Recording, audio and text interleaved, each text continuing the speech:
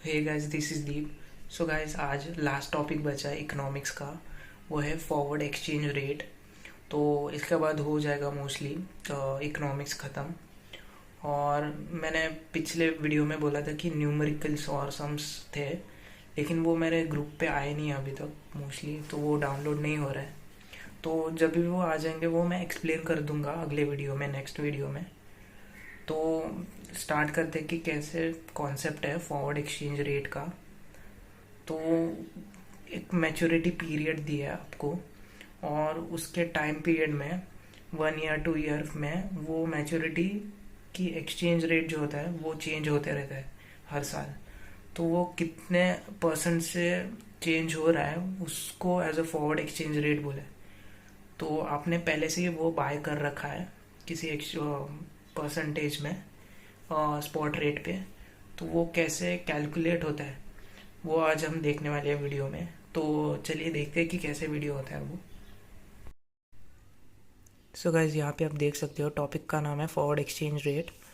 यहाँ पे एक इक्वेशन दिया है, फॉर्मूला दिया है, forward exchange quotation spot exchange rate minus the forward exchange rate, यानी स्पॉट और फॉरवर्ड दोनों इस इक्वेशन में। इसकी वजह से स्पॉट और फॉरवर्ड है, क्योंकि हमने जो प्राइस परचेस किया है उस स्पॉट प्राइस में किया है, और जो फॉरवर्ड है फॉरवर्ड एक्सचेंज रेट वो इंटरेस्ट रेट के हिसाब से चेंज होते रहता है, तब उसकी प्राइस कितनी होगी, इसकी वजह से यहाँ पे फॉरवर्ड एक्सचेंज रेट ऐड किया है।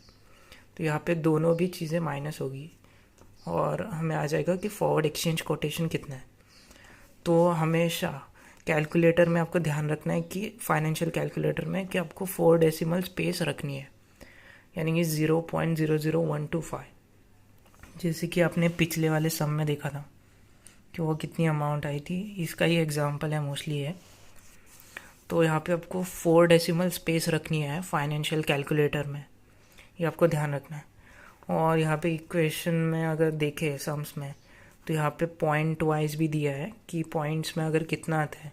जैसे कि यहाँ पे 4 डेसिमल स्पेस रखते हो, जैसे कि यहाँ पे पहली की प्राइस दिया और लास्ट ईयर की प्राइस दिया, मतलब 2020 की 70 rupees into exchange of dollar.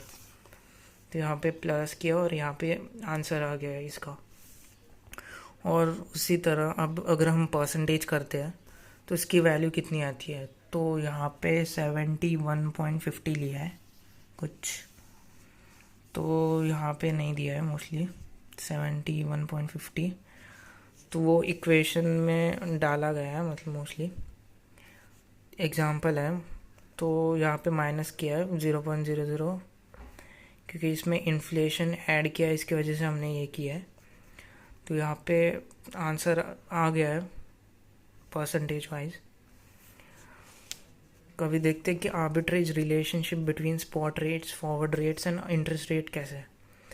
तो अगर फ्री ट्रेड है तो आर्बिट्रेज कंडीशन कोई भी नहीं रहेगी, क्योंकि कभी कभार क्या होता है कि स्पॉट रेट आता है, फॉरवर्ड एक्सचेंज रेट आता है, तो उसी वक्त हम कैलकुलेट करते हैं कि उसके ड्यूरेशन के बीच में इंटरेस्ट रेट कितना चेंज हुआ है। तो लेकिन फ्री ट्रेड के केस में ऐसा नहीं है। फ्री ट्रेड में कोई भी चार्जेस वगैरह या फिर कस्टम ड्यूटीज़ नहीं होती है, तो उसके बीच में करेंसी एक्सचेंज रेट वैसे का वैसा ही रहता है मोस्टली, कोई भी चेंज नहीं होती है इंटरेस्ट रेट में। तो यहाँ पे एक ये दिया है कि कॉस्ट ऑफ बोरोइंग कम है प्रॉफिट फ्रॉम इन्वेस्टिंग से।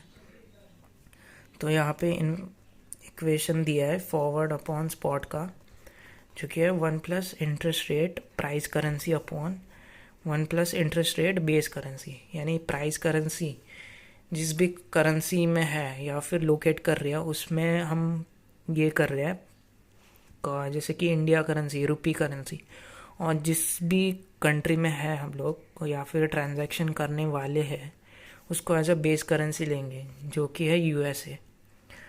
तो यहाँ पे इक्वेशन टॉपिक दिया है फॉरवर्ड डिस्काउंट प्रीमियम। तो ये सिमिलर टॉपिक है जो कि पिछले वाले वीडियो में हमने जो सम किया था, ये वाला। तो ये सिमिलर सा कॉन्सेप्ट है, जो कि यहाँ पे आप देख सकते हो forward price minus spot price है। तो बस इसको हमने माइनस किया है इन्फ्लेशन रेट से, जो कि है -1। तो इसको डिवाइड करना है तो आपको परसेंटेज वाइज आंसर आ जाएगा। कितना है। सो गाइज यहाँ पे देख सकते हो IMF कैटेगरी दिया है जो कि इंटरनेशनल मॉनेटरी फंड, उसके 2 कैटेगरीज दे रखे हैं। तो यहाँ पे जो सेंट्रल बैंक है, यूरोपियन सेंट्रल बैंक, वो क्या करती है, मॉनेटरी पॉलिसीज़ फॉर्म करती है सारे कंट्रीज़ के लिए।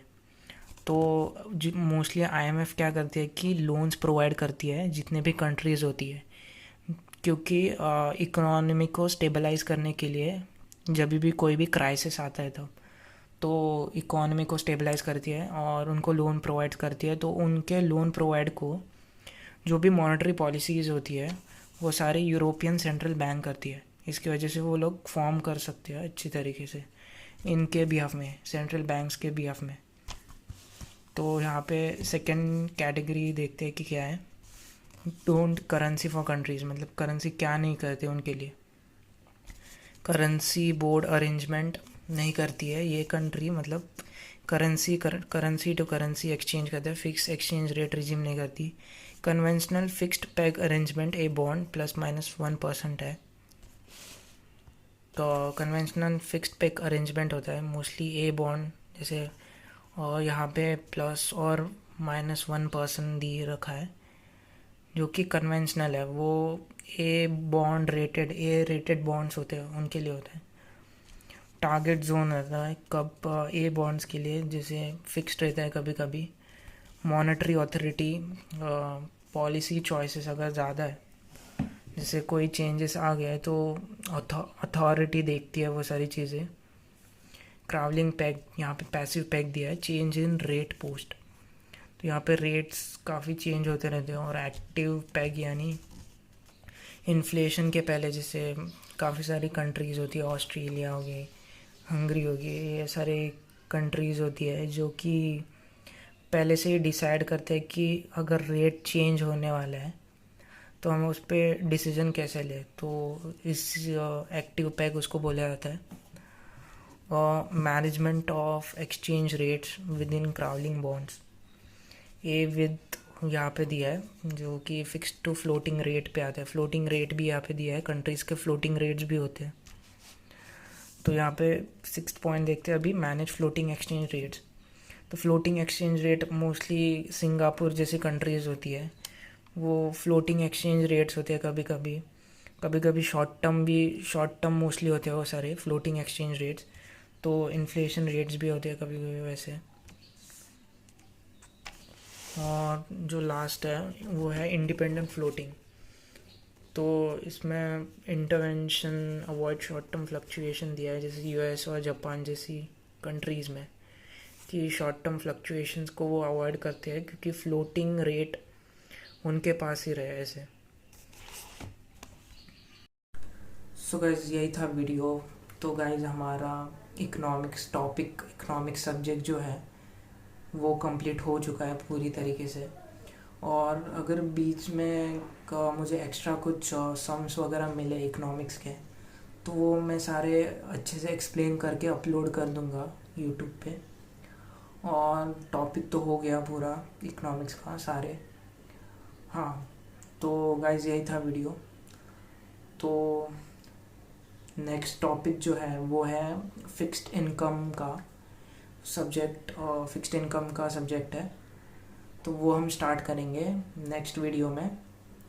तो वो काफ़ी अच्छे तरीके से आपको कॉन्सेप्ट समझना है, क्योंकि सम्स तो आ जाएंगे लेकिन आपको अच्छे तरीके से कॉन्सेप्ट समझना है, एक्सप्लेन करना है। और उसको एक्टिव रिकॉल मेथड से आपको कोशिश करनी है समझने की। तो इसी वजह से हम ट्राई करेंगे उसको ज़्यादा से ज़्यादा एक्टिव रिकॉल मेथड से हम समझने की कोशिश करें कॉन्सेप्ट्स को, क्योंकि बहुत ज़्यादा पोर्शन है, टोटल 10 सब्जेक्ट है इसकी वजह से। हाँ, तो गाइस यही था वीडियो, और टिल द टाइम बाय।